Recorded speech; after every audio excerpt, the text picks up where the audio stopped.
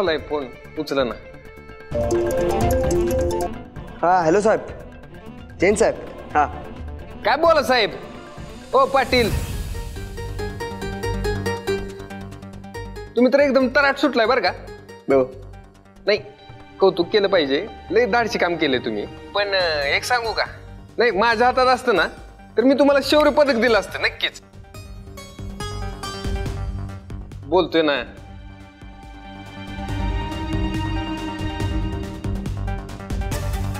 Thank you साहेब. Thank you ठेवा तुमच्याकडेच. कसे पाटील, आपण सरकारी नोकर आहे. ज्याचं सरकार त्याचा हुकूम. शौर्य पदक जिवंतपणे बी भेटते आणि मेल्यावर बी. निवड आपल्या हातात असते. समजलो नाही मी. तेच अनुभव अनुभव अनुभव कमी पडतोय तुमचा.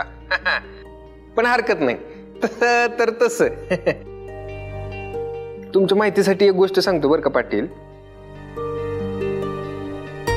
कानून के हात किती विलंबे असले ना तरी ते तोकडेच असतात.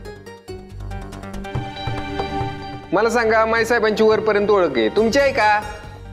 आहे का तुमची ओळख? नाही साहेब. तेच तर दुःख आहे ना आपलं.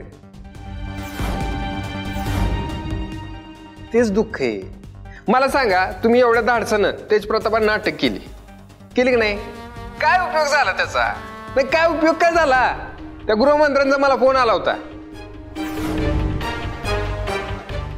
म्हणले तेज प्रतापांना काय बी त्रास झाला तर तुम्ही आणि मी, आणि ही बातमी मीडियामध्ये जर लीक झाली तर डायरेक्ट सस्पेन्शन. एवढा राग आला होता ना मला, एवढा राग आला होता. पण कोणाला सांगू?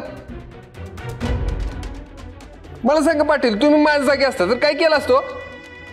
तेच तुम्ही जे करायला सांगाल.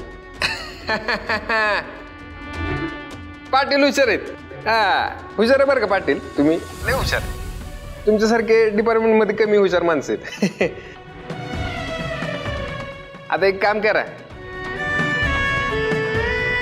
तेज प्रतापांना आमच्या केबिन मध्ये बसवा आणि त्यांना काय हवं काय नको